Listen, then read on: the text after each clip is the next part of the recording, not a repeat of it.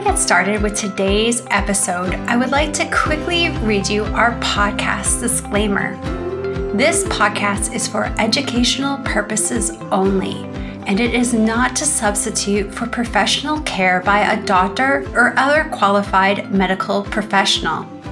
You should always speak with your physician or other healthcare professionals before doing any fasting, changing your diet in any way, taking or adjusting any medications or supplements, or adopting any treatment plan for a health problem. The use of any other products or services purchased by you as a result of this podcast does not create a healthcare provider-patient relationship between you and any of the experts affiliated with this podcast. Any information and statements regarding dietary supplements have not been evaluated by the Food and Drug Administration and are not intended to diagnose, treat, cure, or prevent any disease. All right, and now we'll get started with today's episode.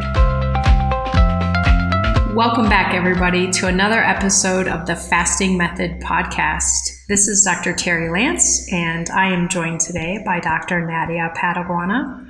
Nadia, how are you today? I'm doing well, Terri. Good to see you. It's been a long time, I feel. It has been a very long time since we've done an episode together. It's great to get to see you and have some discussion time with you. I thought maybe you could introduce our topic today, since you kind of encouraged it based on some recent interactions that you've had.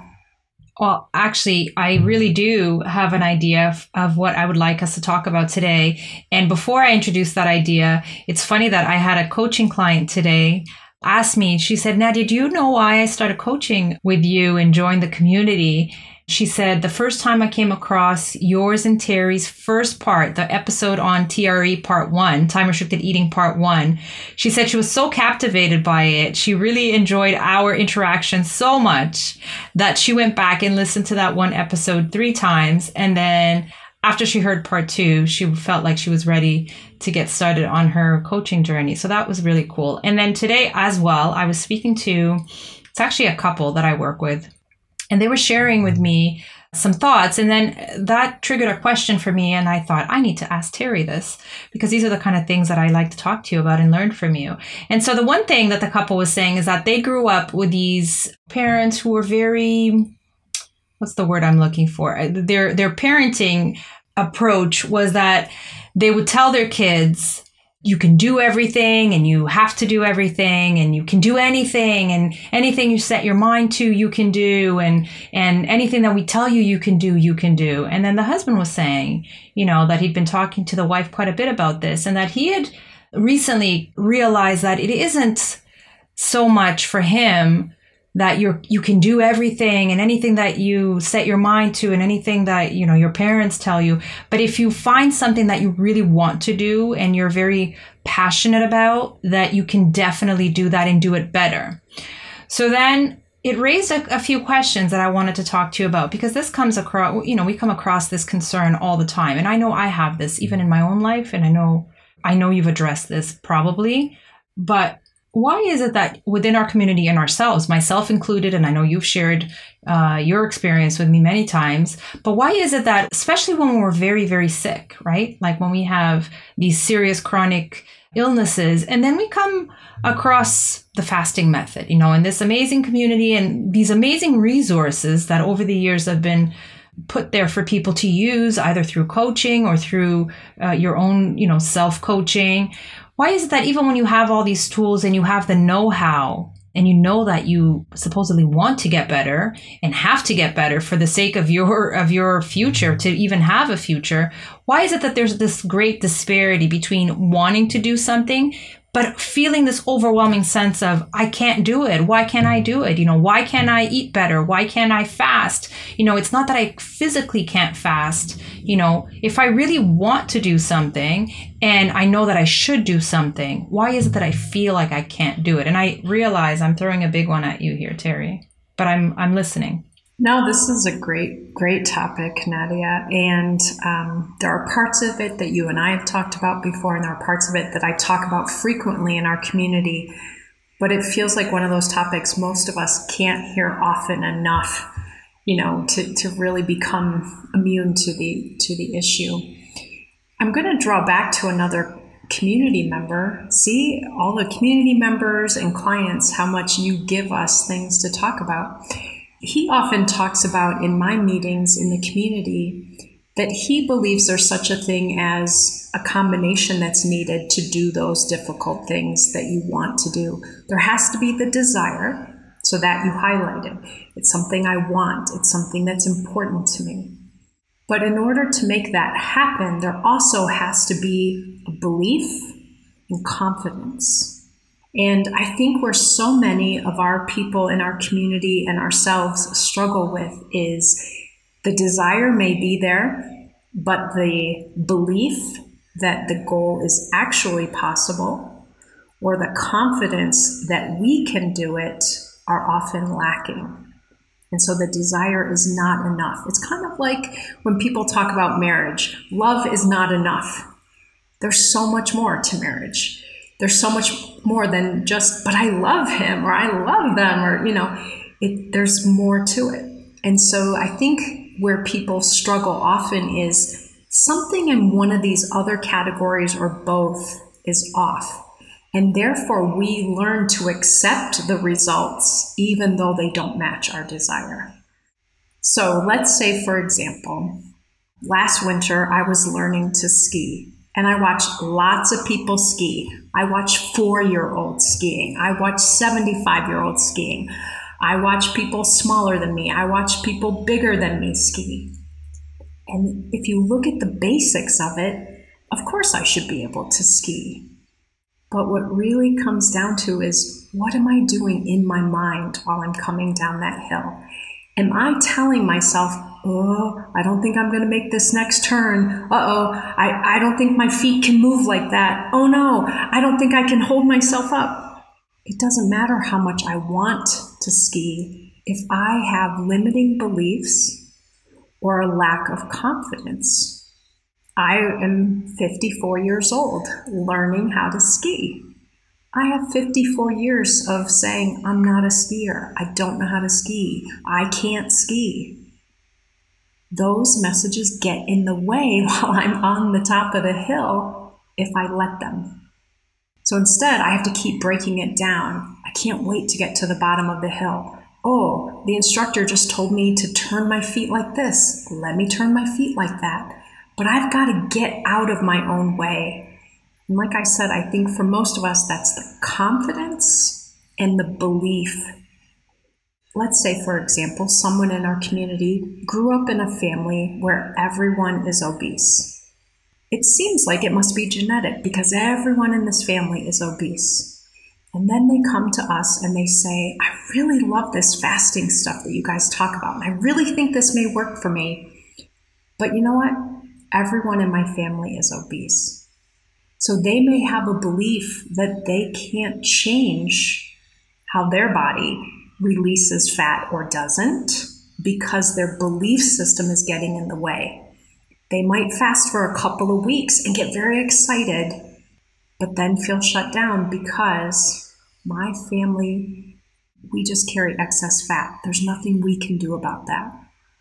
So I think this is the gist of this topic, and I wish it were more concrete and simple solution focused, but it's not. Okay, I have a few questions. Yeah. Because I did your masterclass, and I've talked about that a lot. My husband and I listened to it together, and I think for me, it was mind-blowing and it was life-changing. Because there's a few things that I learned there about myself, even outside of health and diet and fasting. You talked about fixed mindset and growth mindset. Is this something that's tied to these limiting beliefs? Because, for example, this idea that I'm a very strong person, because I am. I'm a very direct person, because I am.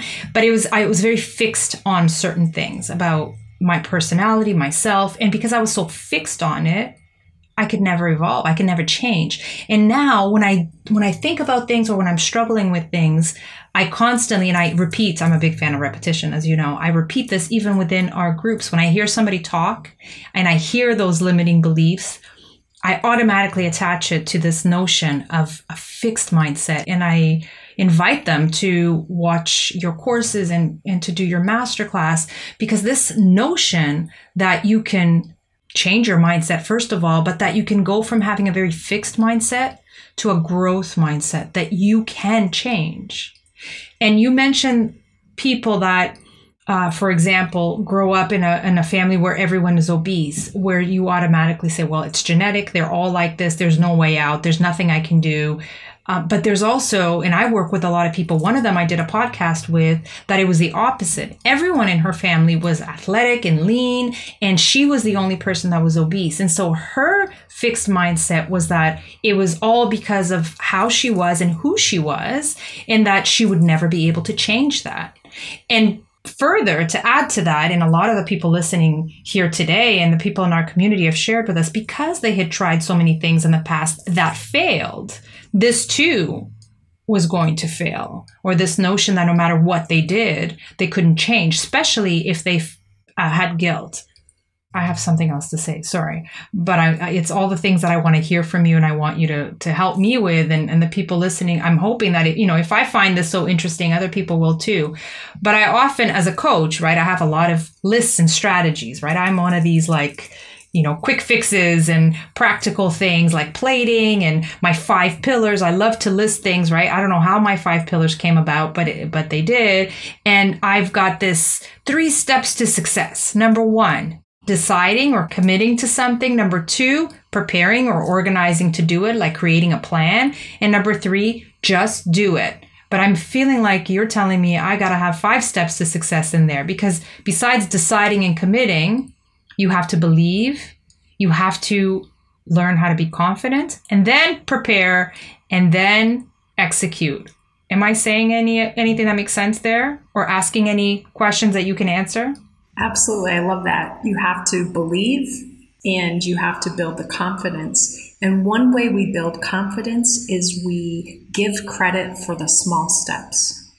Every person that writes about creating new habits and creating strong habits, they talk about celebrating the steps.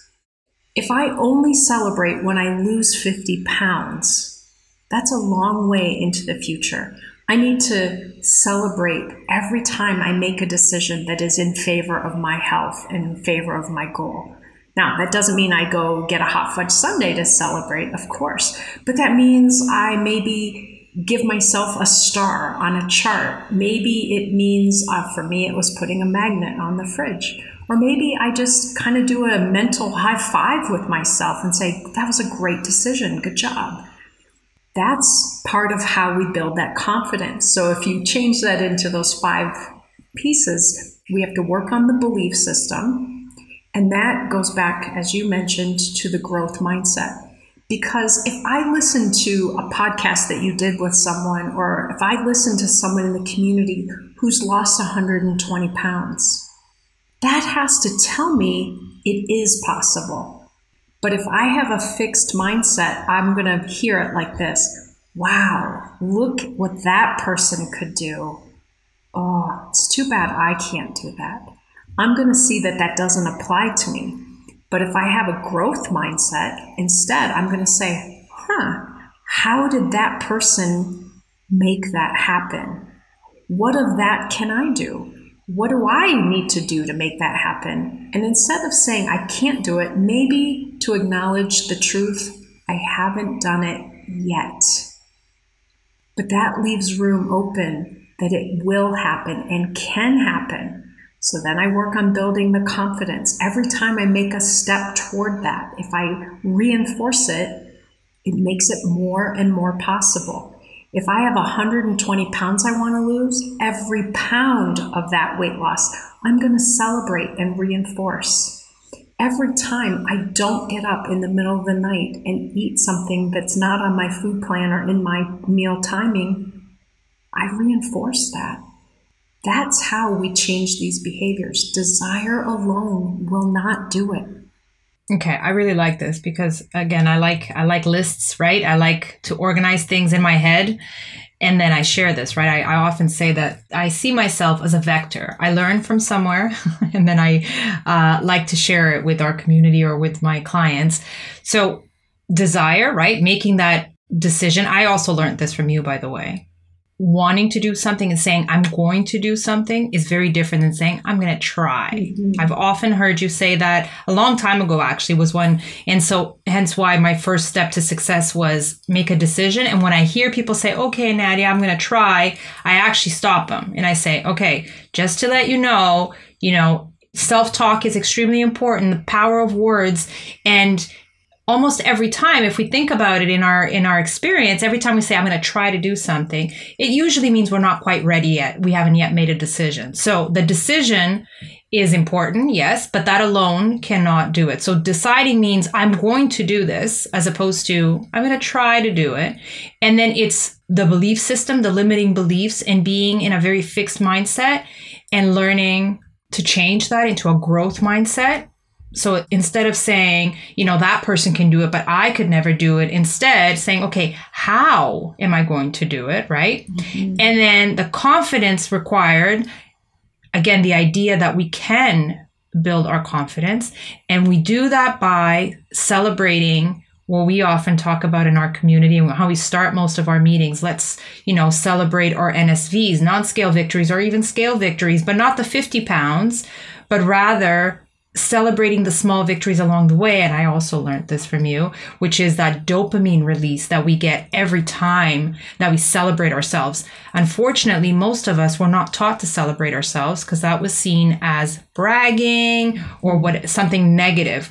When in fact, I'm a parent, right? I have 2 kids, and those of you that have done a bit of research into positive parenting or anything else know that most of us now really try to reinforce positive affirmations in our kids. And so to build your confidence, you need to learn, even if it's really hard, which it is for most of us, to celebrate yourself in those small victories, right? And then move on to the steps of, okay, now that I've got all those 3 necessary steps to success, then you can go and make a plan and finally just do it, right? Execute it.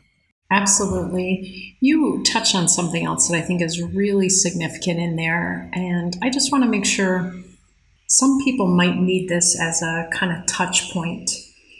If you go back into kind of understanding some theories in psychology and sociology, there are people who write about how do we change? What's the process? What are the steps involved in changing? And there are people who came up with a theory of change. And for many of us, if we actually go through this change model, the first step is pre-contemplation. You're not doing anything toward it yet. You're thinking about it and you're contemplating it. You're getting ready to even think about the change. And for many of us, learning to fast, for many others, learning to eat differently, and for a lot of people in our community doing both, that takes a lot of change. That's significant. You might be breaking from cultural teachings or familial teachings or just what's normal in your environment now. So pre-contemplation, contemplation, and then finally the change starts to happen. But we usually have to go through a period of time almost sticking our little toe in there to see if we're going to do this big thing or not. So it doesn't surprise me when someone says, I really want to do this fasting, but dang, getting to 42 hours, that's really big. Yeah, we don't start there. We, dabble with it a little bit. We start working on a few hours. We build up that confidence. Then we can get up to 12 or 16 or 18 hours.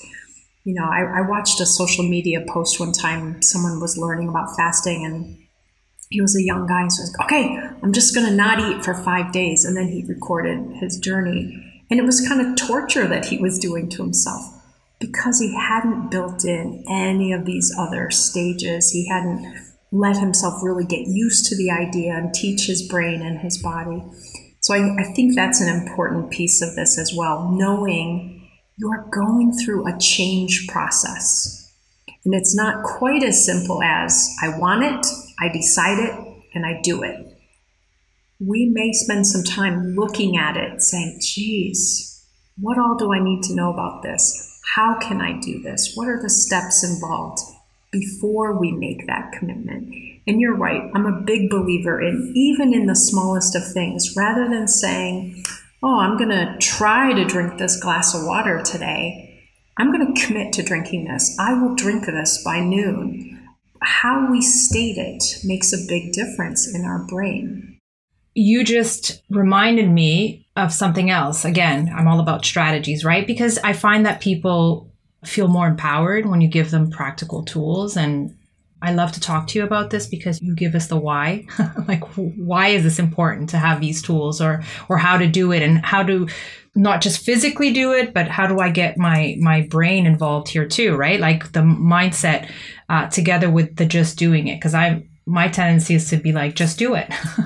And I've learned along the way, after many, many years, 20 years, this will be my 20th year doing this, that does not work. Because I think for the first 10 years, 15 years, I was like, I told them to do it. Why can't they just do it? Especially before I even realized myself that I had insulin resistance and that I had issues, not having grown up with weight issues and not having some of those traumas. I couldn't really understand. And a whole other topic, I'm not going to go off tangent as usual, but a whole other topic, which is emotional eating. I talked to you briefly about this. I didn't really believe that I had emotional eating tendencies, but it turns out that I, in fact, do. I often say this to my clients in my masterclass and in my coaching clients in our meetings, is that I'm a big believer in steps, taking it step by step. And I find that people can set them, not to say that they will always fail, but can set themselves up for failure, which then feels a certain way, and it affects your confidence, which is one of these steps, right? Which is they skip steps. And I find, and I use the example, which some of you may agree with or not agree, but I use the example that I don't really think that it's a great idea when kids skip grades, because something always gets left behind. I'm a big believer in, even if you are one of those people that's accelerated, when I teach people in my program, when I teach people the steps, I initially, at least for the first whole session, talk about building that strong foundation.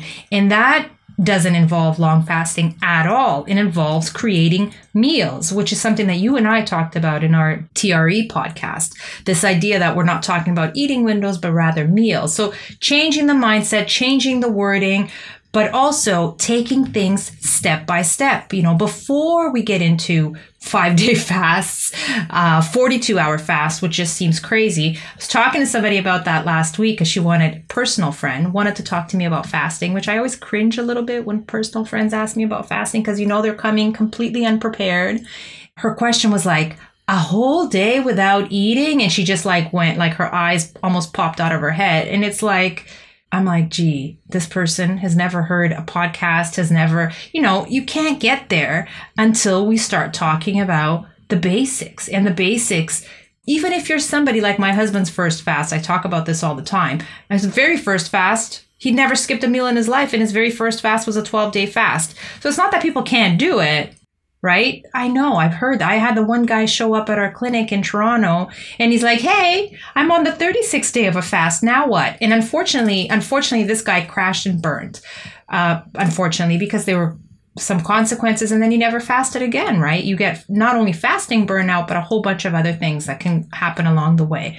But if you can do this in a step-by-step pattern, you are stronger. It's like when Megan talks about building your fasting muscle. It's like going to the gym. You start with 10 pounds and then move on to 20 and 30 and so on. It's the same thing with fasting. I think that's a really important thing for many people to consider. Oftentimes, once people get excited, they find us, they find out about fasting, they want to rush. They want to hurry and get to that really powerful place in the journey. And it doesn't work if you don't build the steps. And it will work for many people short term. But then, like you said, there are consequences. There's, backsliding. And that can be so kind of feel defeating and feel demoralizing. Nadia, the other thing I was thinking about this topic, I'm pretty sure I shared this in an earlier episode with you, but talking about motivation and finding our why. And if you think about doing uncomfortable things, so again, if your parents taught you, or if you grew up thinking or being told anything you want, you can achieve. That's like saying, can I become an astronaut? That's what I wanted to be when I was a junior in high school. Yes, I can. Am I ready to do the things required to become an astronaut? I don't think I was. But it doesn't mean I can't do it. But it is going to mean sacrifices, challenging myself. Now, I think a big piece of this for all of us, and this gets complicated though, is how much do we value that thing that we're desiring? So many people in our community may say, I really want to lose weight. I've been carrying about 70 to 80 pounds of excess weight for the past 20 years, and I really want to get rid of it. Why do they then struggle to do these things that are challenging to do? Because they know they want to lose 70 or 80 pounds. And I believe for many of us, it's because they've wanted that for a long time. But there was always something that came out as more important. Oh, my grandkids are here. And you know what? We really like to make chocolate chip cookies together. And then there are 24 chocolate chip cookies left when they leave. I can't help it. You know, there's almost always something that just kind of wins out over that desired goal. And so I think this is where most of us have to put some energy into creating a goal that is so valuable to us. And it may not just be one piece of the goal, like I want to lose 75 pounds, but it may be, I want to increase my stamina and mobility so that I can play with my grandkids when they come, not just eat chocolate chip cookies with them. I want to be off all medication. I never want to go into the doctor's office and have them say, well, let's add another medication. We have to make what we're willing to work toward so valuable to us that those inconveniences and challenges shrink. So this is the example that I gave before, and I'll do a more condensed version of it. But if I told someone that if they walked for 30 minutes a day, every day, they would feel better. Come 30 days later, they're going to tell me they did it maybe 9 times. And when I ask why, they're going to have a whole bunch of reasons why they couldn't do it. I had to take my grandkids here. My favorite TV show was on at dinner time, so I couldn't do it then. This happens and this happens. There's like 10 reasons why they couldn't do it every single day. But if I said to them, hey, if you will walk for 30 minutes every day for 30 days, I'm going to give you $1 million. Most people are going to come back in 30 days and have done every single day for 30 minutes. Maybe even a few extra just to get a secure score there. Why is that? Because that outcome was so valuable to them that none of those other reasons mattered. They would shift those things. They would go to bed earlier and get up early to walk. They would find someone else who could pick up their kid from school or dance class because they had to get their walk in. But most of us experience those things are real. You know, having to pick up your kid, that's real. And it suddenly becomes more important than that thing you said you wanted to do. And so I just think we have to keep working on making the reasons for doing this so important to us that there's no way that those other things can hold us back completely. You've triggered a lot of thoughts for me here. One, I wonder if I don't think I've ever heard you talk about this, if any of your clients or in the meetings, the community members, ever talk about FOMO, fear of missing out. Is that something that, just as an aside there? So let me make sure I understand, Nadia. Are you talking about FOMO, that if I fast during this meal, I'm going to miss out on something? That FOMO? Yeah, it's this whole notion of, for example, people don't want to fast on the weekend. Because right now in our community, loads of people are doing the rolling 42, especially in the month of September. Our community was doing this group challenge with Megan, alternate day fasting. So a lot of people, especially people that have the fasting muscle, are doing rolling 42s and they're loving it. Coach Andrea talks about the nail and hammer analogy. People are finding that even if it's challenging to start, it becomes easier and easier. And it turns out to be the easiest plan for some people to follow, right? But when people first hear about this, the first thing that they think is, a rolling 42 means that you're fasting every other day, including some weekends you're fasting on Friday and then you eat on Sunday, and some weekends you're fasting on Sunday, vice versa, whatever the other one is. And so the first thought, many, many times people say, well, it's either the fear of missing out, like of missing out on an event or with their kids, because automatically we think that if we're fasting, then we must be missing out on life and things. I know this is a fallback response for me, but to me, that's a mindset thing. It's about what we're describing as rewarding. If what's rewarding of Sunday dinner with family is spending time with family, how can you spend time with your family on Sunday without it being attached to a meal? What if you did that meal on Saturday, which was your eating day this weekend? How can you shift things around rather than seeing it in black and white? Either I get to do all the things everyone else is doing, or I'm restricted from doing all the things. That's a very black and white way of seeing it. Your Sunday mealtime might need to happen on a Saturday sometimes, or that special family time, or that time with your spouse or something. That's 3 days and some weeks 4 nights that I don't eat with my spouse. Well, could you go for a walk with your spouse instead? Could you play backgammon with your spouse? Could you, play a game, do something together? Versus the mindset getting in the way that I'm going to lose out on things. I'm going to miss things. I'm going to miss getting to eat certain foods. I try and remind myself at this stage, there's no eating of a certain food that I haven't done often enough that I won't survive if I never do again. Really. Like, I've had plenty of opportunities to eat all kinds of foods and certainly all kinds of problematic foods. I'm not missing out on something. I actually encourage people, and I know this is mentally a difficult shift, but I might shift to, what am I missing out on if I don't do this? And I'll give you some examples that I'm sure you have a whole list that you would add to this. I'm missing out on going to the lake with my kids because I'm too embarrassed to put on a bathing suit. I'm missing out on being in the wedding photos because I didn't lose the weight I wanted to lose, so I stood in the back where no one could see me. What are the other things that you're going to miss out on if you don't do this work that's so valuable to you? It's shifting in priorities, I think.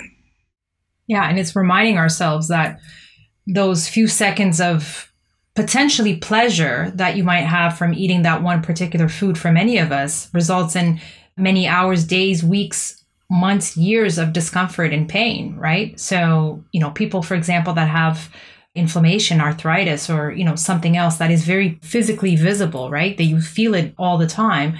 And then they eat something processed or higher in this or higher in that. And they eat it because of maybe FOMO or whatever else, all the other reasons why we do the things that we do. And maybe they have a few seconds of pleasure. Although I find more and more that when going for these ultra processed foods, I'm often going, where's the pleasure, like that I was looking for or expecting? Because often in your mind, you're expecting it to be a lot more pleasurable than it turns out to be. And then they have shortly after a lot of pain and discomfort. And they know this from many, many years of doing it. I remember the other thing that I was thinking when you spoke was, because you and I do executive coaching, right? So we're often dealing with people that have, if they're making the commitment, putting the effort in making the financial commitment to do executive coaching, they often have pretty serious, they've come to the point where they've made the decision and they have some pretty serious concerns that they need to address, heal, reverse. And so we call what we do with many of our clients therapeutic fasting, right? Megan has described this very well in many different resources. Therapeutic fasting does eventually, as you build up to it, does include these longer fasts like the rolling 42s or the 248s, fasts that aren't, they're not new to many people in our community, but we view these as therapeutic. And we also view them as something that we are going to commit to doing for a short period of time. We want to do it, get it done. We want to show up and actually do it. And so I often talk about, this is what triggered this for me was when you were talking about how valuable is this, right? Like the $1 million for the 30-day walk. Not 30-day walk, but a walk a day for 30 days. It was very, very valuable. Well, we need to look at therapeutic fasting as being a very valuable method of healing. And we need to give therapeutic fasting the importance that it truly deserves, and realize that for most of us, most of the conditions that we're talking about, there is no one pill that's going to reverse it, right? There is no one pill that's going to reverse PCOS in the young women that I work with.